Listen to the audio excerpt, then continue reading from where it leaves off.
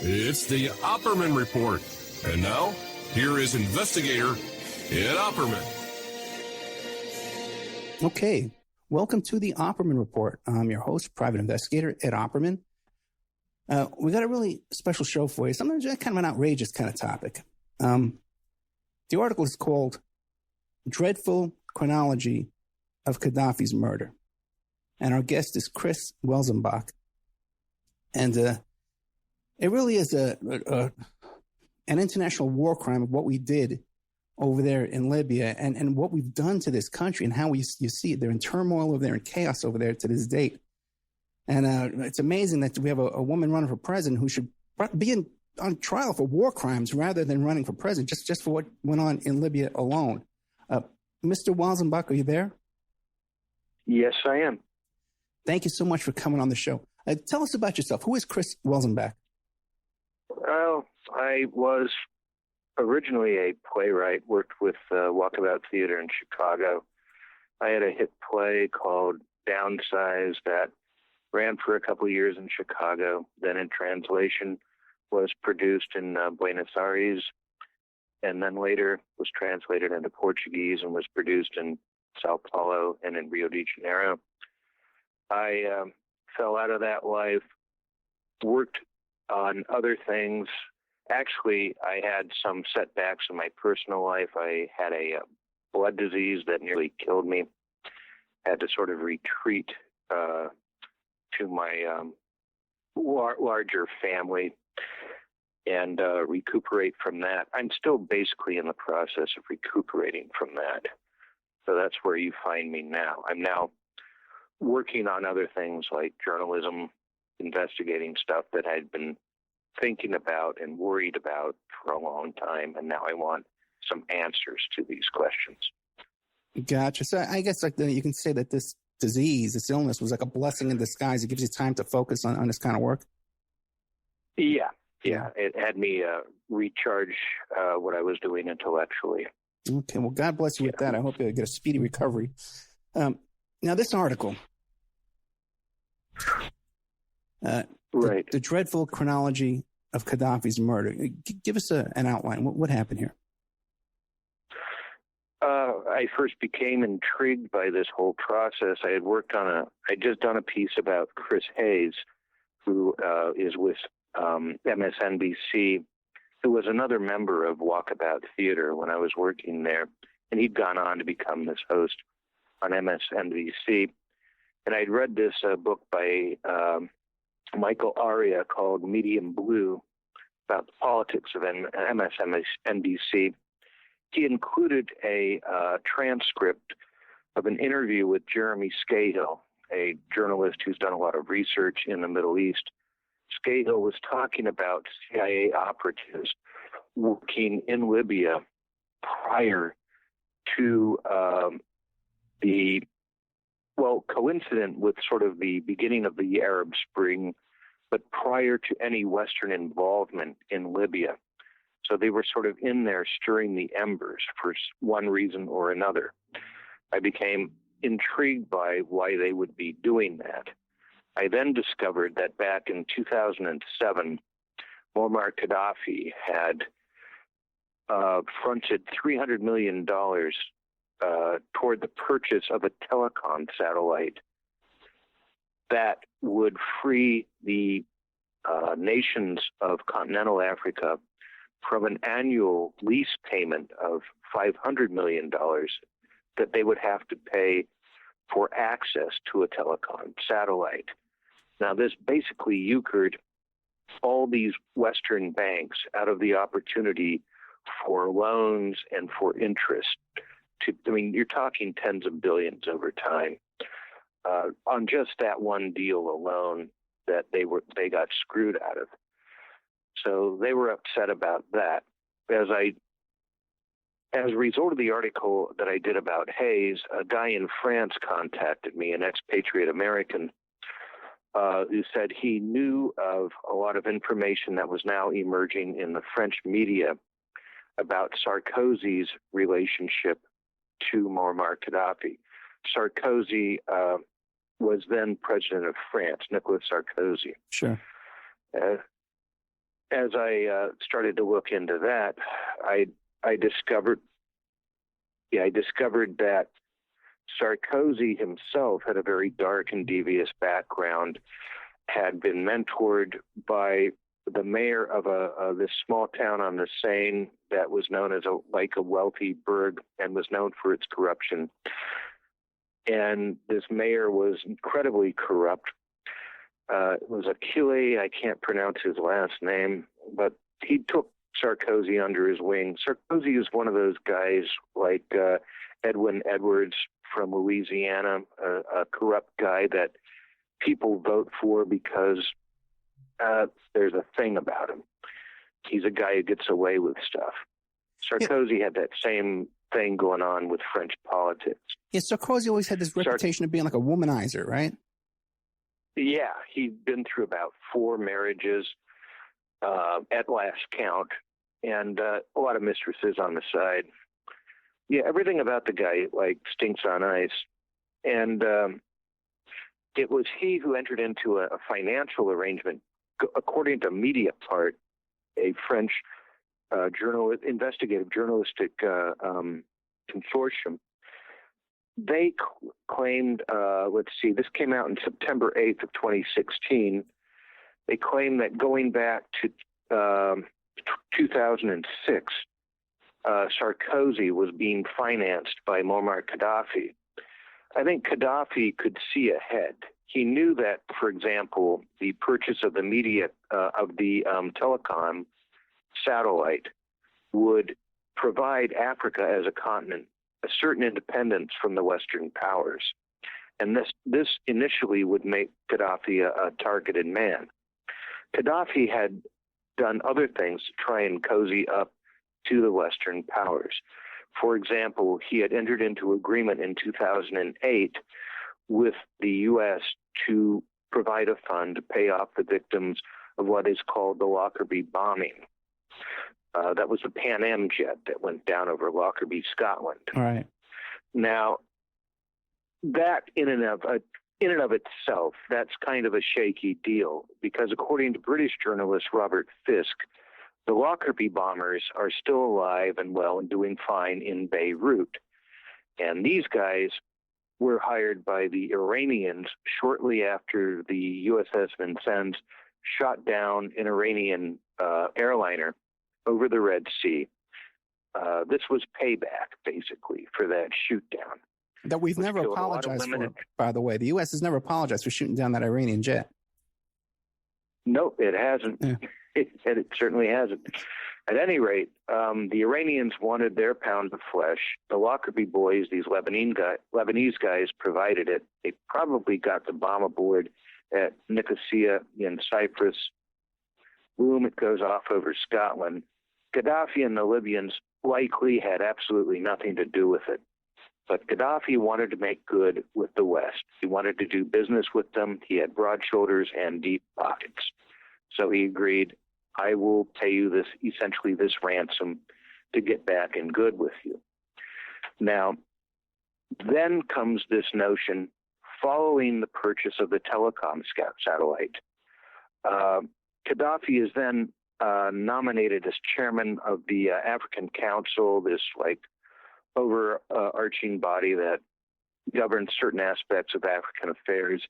And it was then, I believe this is in 2010, he first makes mention of the idea of a United States of Africa with a currency that would be shared by all nations. And the currency would be based on a gold dinar, then the currency of Libya.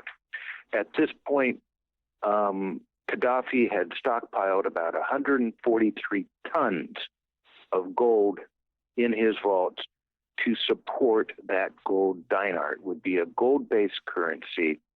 Thereafter, any product of Africa, including Libya's oil, would have to be purchased with gold dinars. This would seriously undercut the European Union's euro, and of course the United States dollar. This and the loss of banking business to the IMF and to the internet and to the World Bank were something that the Western powers couldn't allow for. But more than this, Sarkozy himself, as president of France, had taken about 50,000 euros, to finance his own election for president back in 2007 in France. This is a crime under French law. He could have ended up in prison. He had to eliminate evidence of the crime.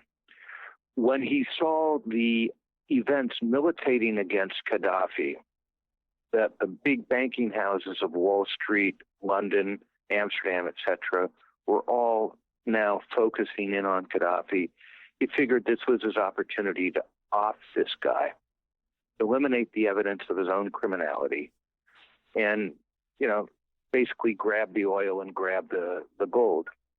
It was a crime that is, if you look at it, it's really tawdry. It's a crime of snatch and grab, that is, go in there and grab the gold. It's a crime to cover up a previous crime. It's about the lowest kind of crime imaginable. And they tried to cover it up by saying that they were going after some mastermind of terrorism. Right. So I'm not sure what your thoughts on all of that are, but I'm a bit outraged. Let me ask you a question real quick. Are you familiar with the WikiLeaks statements? Yeah. Right. Well, how does that fit in? Okay. WikiLeaks provided the information that Mediapart was able to use in their reports. It was the September 8th, 2016 Mediapart report said that it was WikiLeaks that provided them with the critical information about all of this. Without WikiLeaks, none of this would have come to light. Well, I know the WikiLeaks. How did the WikiLeaks out Sarkozy? Do you have quotes or anything? I'm not sure. I don't have that I don't have that information in front of me. I know that they directly said that, hey, this was this was part of the WikiLeaks information that we were scanning. Right, because I know, and I believe that. Yeah, I'm sorry, Hillary Clinton. What Hillary Clinton was directly quoted in WikiLeaks, saying, about the financial benefits and the financial opportunities that going in there and overthrowing Gaddafi. Oh, yeah. She was responding to an email she received from Sidney Blumenthal. Oh, brother. I had misidentified him in my piece as Michael Blumenthal for some reason. It was Sidney Blumenthal who said that, look, there's 143 tons of gold that we know of and probably an equal amount in silver. Further, if we don't move, our banks are going to take it in below the knee. We're really going to be hurting here. And we have to look at Hillary Clinton as representing Wall Street and representing the banks and not necessarily representing the American people or any other interest. They're the guys who pay her bills. She knows where her bread is buttered. And what was Sidney Blumenthal's role in this? He's not elected. He's not appointed. He's not a government employee or any kind of. Oh, no. Yeah. No. He was simply advising. And Blumenthal is a serious snake in the grass. He has since this time gone over to the far right and has been taking sniping shots, pot shots at the Clintons and at the others. It's like a falling out among thieves.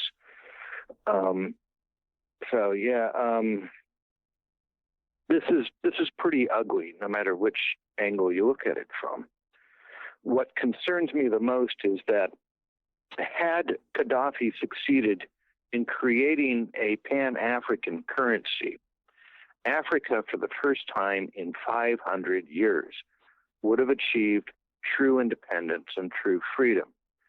And because of the West acting at the behest of their own banking interests, and because of Sarkozy acting because of his own fear of being discovered as a criminal, all of that got flushed down the tubes. The most prosperous nation in Africa, Libya, has been reduced to a basket case. 400,000 or more people have been forced from their homes. There is now an endless cycle of terror and reprisal.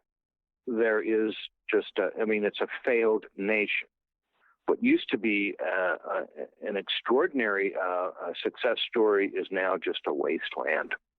Isn't there a racial genocide going on over there as well? Yeah. Black Libyans have been targeted by lighter-skinned Libyans, by the various Arab tribes like the Ruff and the Tuaregs and whatnot. And that is going on. That's pretty widespread as well now. I mean, it's a horror story. 6 ways from Sunday. I don't think there's an adequate way to sum it all up. You could probably write a book about each and every aspect of what's gone wrong in that country at this point. It's like a replica of what's gone wrong in Iraq. As Tito had done in Yugoslavia, keeping all these various warring factions united as Yugoslavia, Gaddafi had managed to do in Libya. He had created a system whereby he would divide the spoils of all the oil money coming into the country equally among the various tribal units. And he allowed them total autonomy as to how that money, those resources would then be expended. So they had independent nations within or beneath the tent of Libya itself. It was a very unique arrangement. You couldn't call Libya a traditional nation state. It was more an associated states of Libya who would agree on certain national points, without really having a strong central government. And sort of that was kind of like it was like a model for his plan to do with the whole continent of Africa, to have a United States of Africa. That's a very good way of putting it. You knew it worked. It worked in Libya for 50 years. Right. Yeah. It could easily have been transferred to the broader continent. And just by producing a gold-based dinar, they would no longer be at the whims and whimsy of the IMF and the World Bank. They would no longer be economic slaves to the Western banking interests. It always struck me, right? It's just like a personal theory I have. Whenever there's chaos going off in Iraq and Syria and Iran, when there's chaos, there's war, there's bombing going on, there's terrorism going on, it causes the international value, the price of oil, to increase. So it also causes the price and the value of oil to increase that's being pumped out of the ground in Texas and Oklahoma. But the cost for pumping that oil stays the same. So their profits increase dramatically. So if I owned an oil well in Oklahoma, I would want bombs going off over there every day. That's one way of looking at it. I think another way of looking at it also is globally, in that the U.S. is looking at how Russia and China, particularly China, is moving into these regions. And these are agents of stability. And our foreign policy has always been premised on creating instability so that we could move in with our military, establish military bases or outposts in various regions, and effectively control them in that way.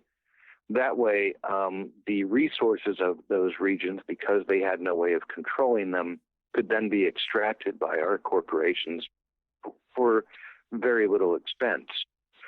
By contrast, when the Russians or the Chinese move in, they do so in a more traditional way. This is a partnership with an existing sovereign state. We're going to be trading equally, et cetera, et cetera. We're not going to build bases. We're going to build up trade relationships. This is seen as the big threat by the State Department, I believe. Now, it's always been my impression that Gaddafi was a popular leader, that the people were happy with him. He had all kinds of programs, like if you got married, you got $50,000 and all kind of free services for his people. Is that your impression as well?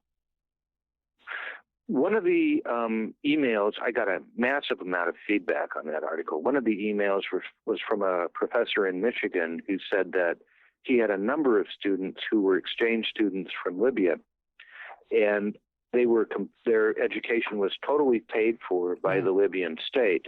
And they had nothing but good things to say about Gaddafi, about how he was so generous to his people. It brings me to mind of that old movie Lawrence of Arabia, the character played by Anthony Quinn, who says, my people love me because I am a river to my people. In other words, whatever money I have just flows on through to my people. And that apparently is a part of being a ruler in that part of the world. You are seen as a faucet or a font of money that goes out to those beneath you. And how you direct that money is how you are perceived as a leader. So, I think most Libyans were very happy having Gaddafi in there. I think what happened, like I said, the thing that intrigued me at the outset was that the CIA very early on was going in there and stirring up trouble and creating factions where factions hadn't previously existed. And as we see now, those factions weren't real. They didn't really represent the people. And when they fell apart, the nation fell apart. They came up with this. Let me see if I can call it up here. Yeah, they came up with this thing called the National Transitional Council, which was totally bogus. It sounds like something that was created in Langley and had nothing to do with reality, as an umbrella for all these so-called rebel groups fighting against Libya. Well, they may have had guys on the ground, but it was French aircraft, it was U.S. aircraft, it was British aircraft who enforced all of that, who bombed and strafed the opponents and allowed the NTC, or the National Transitional Council, ultimately to win militarily and drive Gaddafi out of Tripoli.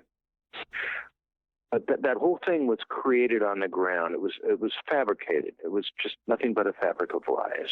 Okay, so taking a little step back, if you were to play devil's advocate for the U.S. State Department motivation for overthrowing Gaddafi, is there any justification that they could point to that would have a little bit of credibility in your eyes? He had been a sponsor of terror, not necessarily the Lockerbie bombing, which is highly, highly questionable, but he had sponsored other things. He deliberately tried to be a gadfly to the Western powers, and he'd done that playing to the theater of his home audience. He was very popular back there. I mean, you're right.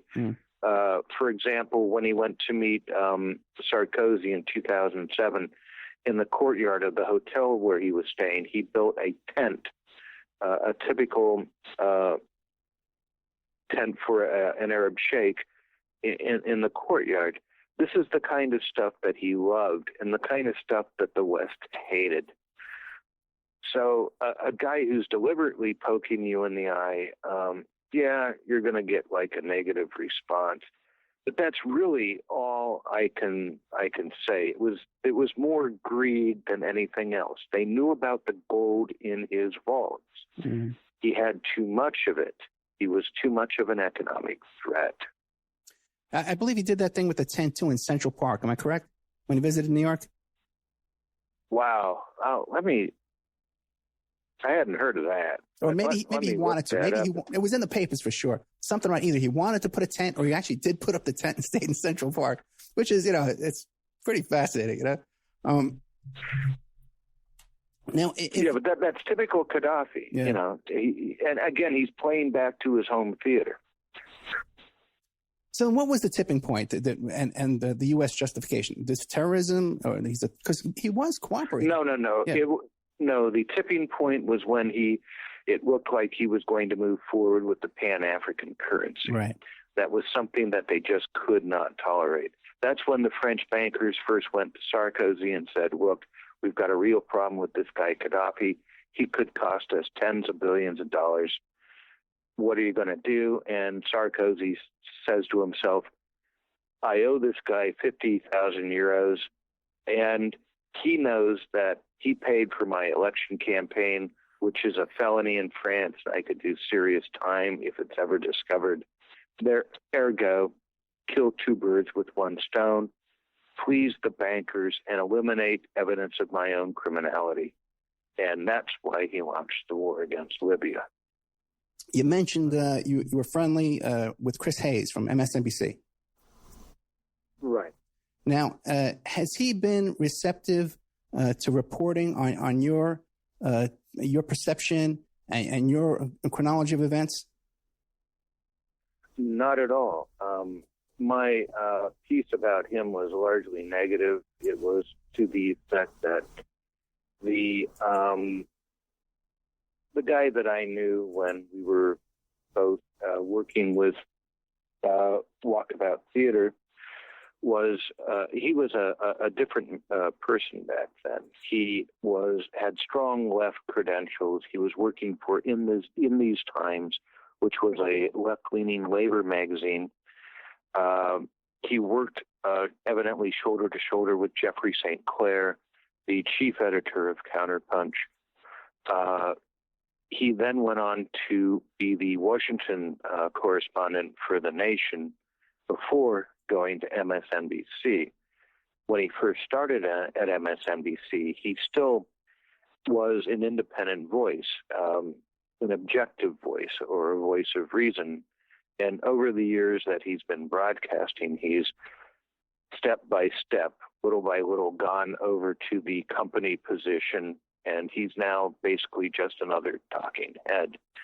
And in my article about him, I wrote of my sorrow about what had happened, the change that I had seen in him, and why that so bothered and troubled me. And no, he contacted the artistic director of Walkabout, Kristen Schmidt, but he did not contact me. I think the reason he contacted Kristen is because he knew he'd get a sympathetic ear there, whereas he would not get a sympathetic ear from me or from Jeffrey St. Clair. So that's where our relationship now stands. Well, yeah, it's sad. But you know, MSNBC is, when you look at Rachel Maddow and how they just had everything, Clinton tilted against Sanders. And then they got this guy on there, Al Sharpton, who I grew up with, who's an FBI agent, working. Yeah, he's an informant, for crying out loud. More than informant. He was boy. making cases for the FBI. He was working for them as an agent. He had a phone in his Trump Tower apartment with that, when you picked up an automatic recording on it, straight to FBI headquarters. Just unbelievable what passes for the left these days. I know. It's heartbreaking. How old are you? Me, I just turned 60. 60. Okay, I'm 54. Just turned 54. And do you have any kind of hope for the future? What do you think? I am deeply troubled. We had flooding this fall on the Mississippi River, which has never happened before. We've seen a hurricane, a powerful hurricane, in the middle of October hit the East Coast. It seems to me that, I look at future generations, I look at the little kids coming up, and I'm wondering what sort of planet have we left for them? And, in terms of the immediate future, the idea of having to choose between Trump and Hillary Clinton, that's no choice at all. It simply is no choice at all. And I don't know what to say to voters except that you vote locally. You vote on the local issues and keep it at that. Yeah, that's what we're trying to do here in Nevada, because we can't even vote for Jill Stein. They wouldn't even put her on the ballot. The judge was appointed by Harry Reid and one of Clinton's buddies. And then, as you know, us Bernie supporters here were a bunch of chair-throwing maniacs, violent anarchists, which was reported all over MSNBC, even though it wound up on Snopes. Back to Libya. Okay, let's get back to Libya. Oh, my God. Okay. Now, these are war crimes. How come there's been no charges against Sarkozy and against Clinton? I think in Sarkozy's case, given how sneaky that guy is, he probably has the goods, so to speak, on a lot of other big French powerful men, guys in positions of authority who could otherwise harm him. He'll say, you do that to me, I can expose you for doing this. I think he's in that position. He Gotcha. strikes me as like that J. Edgar Hoover type. Blackmail dirt. Right. He's dirty. In Clinton's case, it's simply because the system itself has been so corrupted by money and by the banking interests. They control the legislature. They control the judiciary. And with Clinton, they're going to control the executive yet again. So there's no real avenue that the rest of us have to get at her. I mean, otherwise, certainly it would have happened a long time ago. I mean, for her to say, we came, we saw, he died, and this was a legitimate sovereign leader. Yeah, laughing, smiling. No, listen. Laughing, smiling, clapping our hands. We came, we saw, we killed him. And now, clarify my memory here. Did we also murder his sons, or were they just arrested and tortured? His one son was killed with him. I think a couple other members of his family managed to get out alive.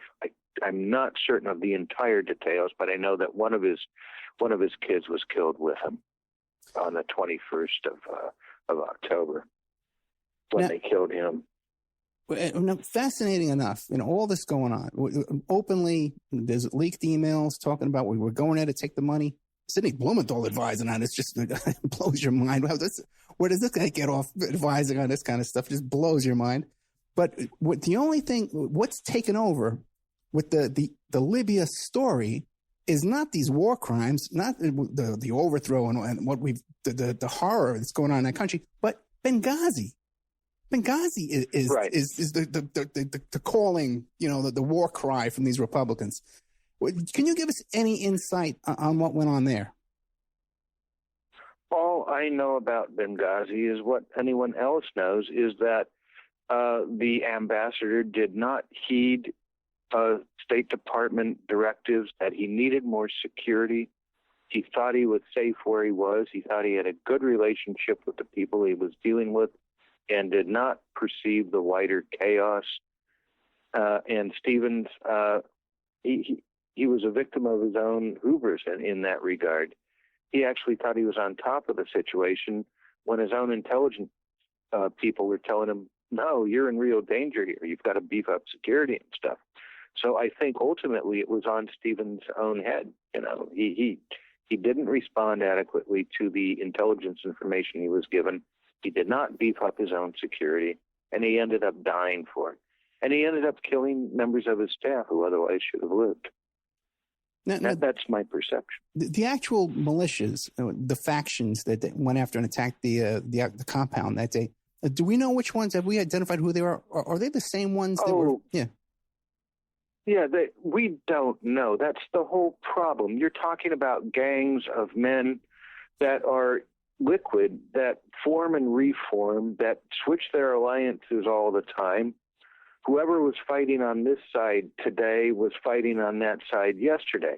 You can't get a grasp of that situation. All the CIA managed to do was work as a catalyst to spark these things going. But after that, they, as is always the case in human affairs, they almost immediately lost control of the situation. So the guys who attacked Stevens, who knows? They melted back into the desert. Who knows who these people are? I mean, you could tell me just as easily. I mean, the State Department doesn't know. The CIA, our best intelligence people don't know who these guys are. We're never going to know. And these rumors you hear about, Stevens was trying to disarm certain factions and send their arms over to Turkey and anything about... Oh, I've heard another thing about that. Stevens may have been aware that some of Gaddafi's gold was going to be shipped out through Benghazi, and he was there in an attempt to intercept it. Now, that came out just recently, and I don't think the rumor has any credibility, but it just sort of goes to show how the random killing, and it was a random killing of a U.S. Government official, can be, think Vince Foster, can be twisted and turned any way that different political forces in this country want to twist or turn it. That, I mean, it in and of itself, it means nothing.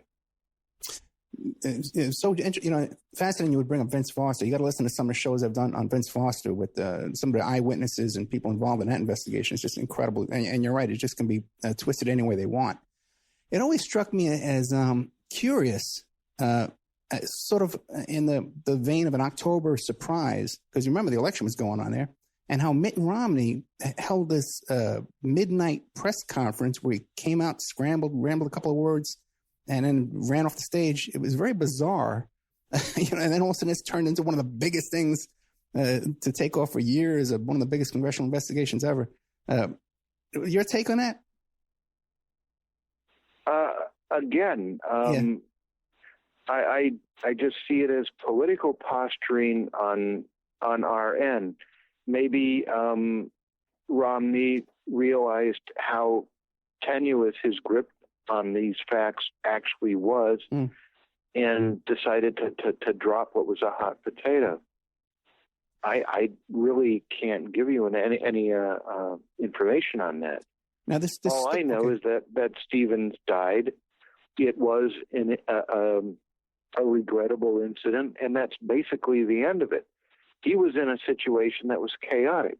The idea of trying to impose a pattern from the outside on that chaos tells you everything about those who are trying to impose that pattern and nothing about the chaotic situation itself. Those who try and say that Stevens was in the middle of this or in the middle of that are looking through the wrong end of the telescope. It should be on them. Very interesting. Now, this gold, is there any accounting of where it went and where it is now? None. Oh, my God. None. And it's something like $5 billion worth of gold. If you had a guess, what do you think it is? or who do you think they got their hands on it? You can kind of look at who was behind the invasion. Not the invasion, but the overthrow. My first thought will always be Sarko in France. But I wouldn't put it past Goldman Sachs or any of the guys on Wall Street either. I mean, they probably had a hand in it, or it could have ended up in Fort Knox. No, the Clintons. This is also a very, very real possibility, though I don't think they have the leverage to have pulled that off. I see them as puppets being operated by others, and I think it was the others who probably got their hands on the gold. Oh, very interesting. Okay, now, as far as this Libyan story, is there anything I've left out that I should have asked? I've been told that I should have spent more time on the,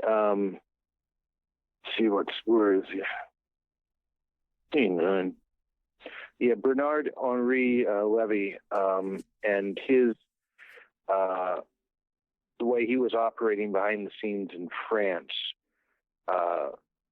Many of the emails said I should have spent more time on him, and I think I should go back and look into his performance in all this. He's a staunchly pro-Israel and pro-Zionist political leader in France who never saw a war against the Arabs that he did not love.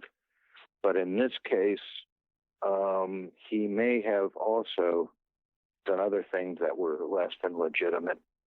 So that also demands some additional look into.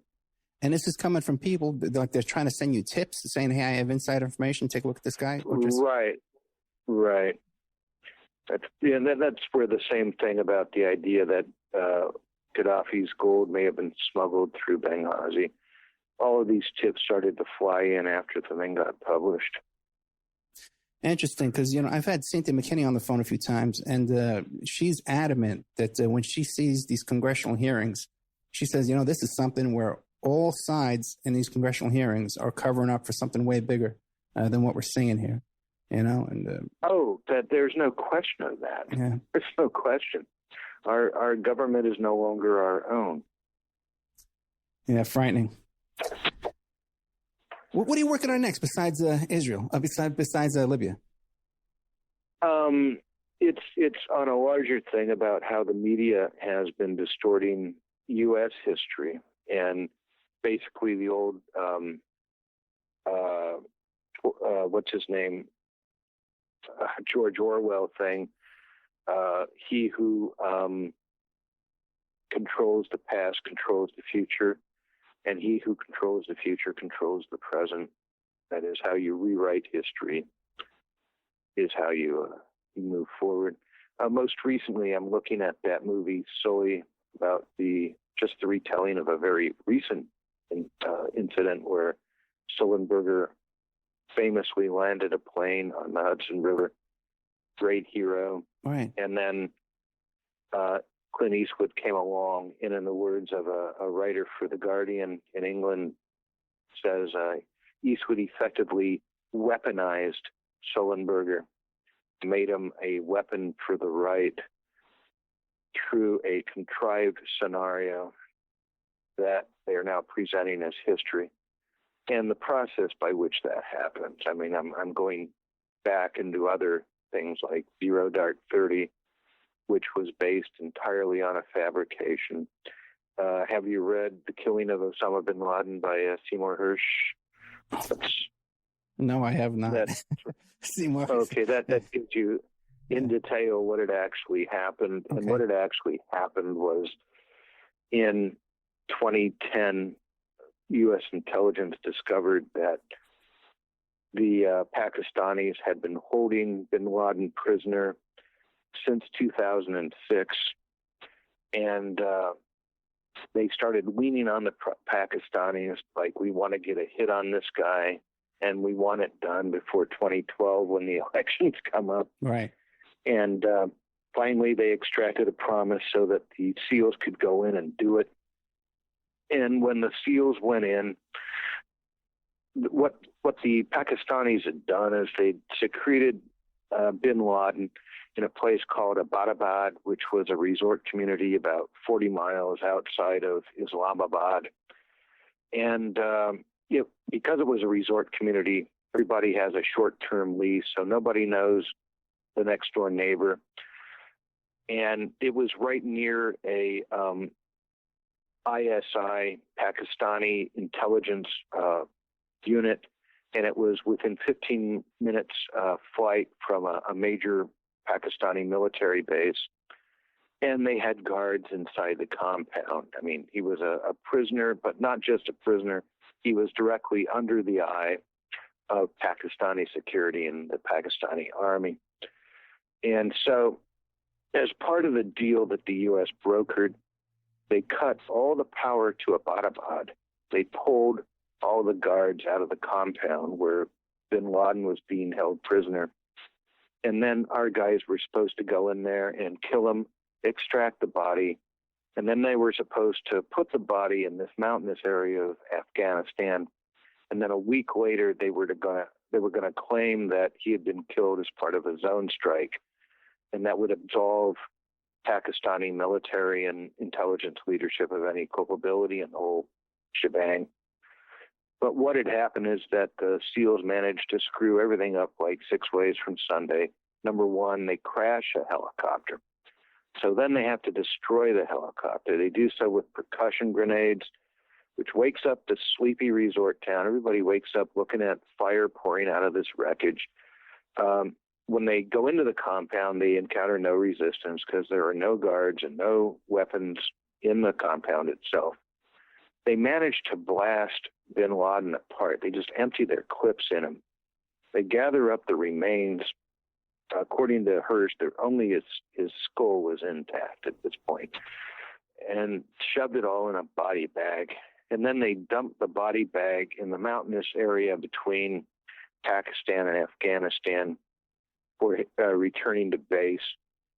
So then the White House has this problem. I mean, Obama goes on the air that night and he says, you know, we went in there, we had this firefight, we killed Obama, we have his body, et cetera, et cetera.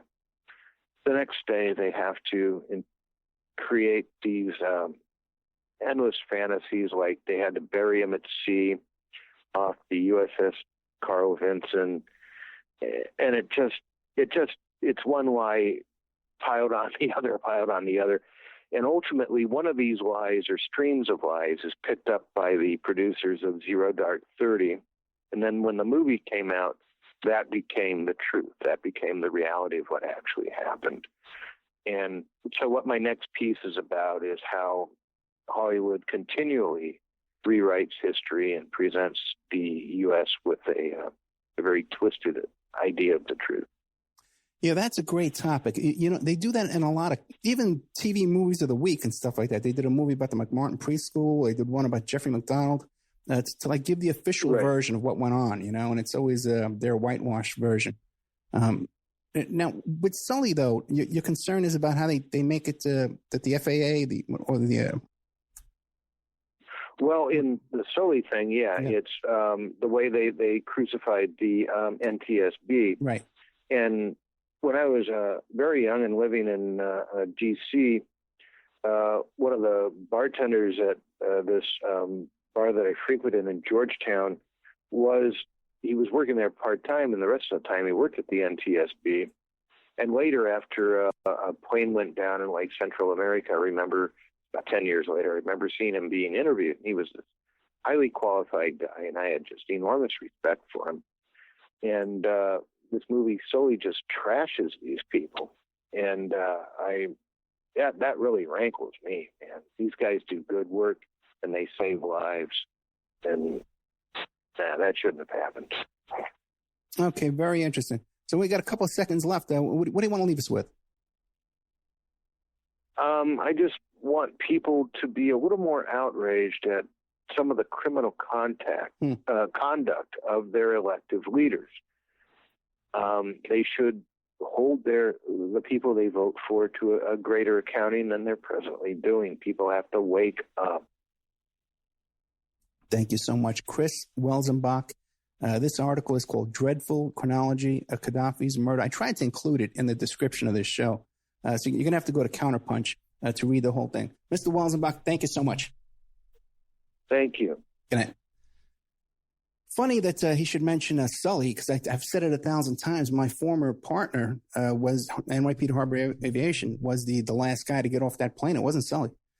You know, they got this myth that Sully was the last guy to get off there's no way that would be allowed. You know, once these NYPD rescue guys, that they're going to let him be the last. That's insane. I don't know why that keeps getting promoted like that. And people were injured in that case as well. Also, too, he was talking about the murder of bin Laden. Very interesting. I had not heard that Seymour Hersh version. Very interesting, because you might remember my interview with Charles Strange and his wife, who were the parents of the third guy in over there at the what do you call that thing, at the compound there. And what was really bizarre about that was this thing with the ramp ceremony, where when those Navy SEALs all were in that crash, that they held this bizarre funeral ramp ceremonies with their coffins at this hangar, where they invited in a local imam. And what he did was he cursed their souls to hell and said, if anybody rises up against Islam, this is what happens. It's on YouTube. You can find it. If you Google a Navy SEAL ramp ceremony, it's there, man. It's very, very bizarre. Okay.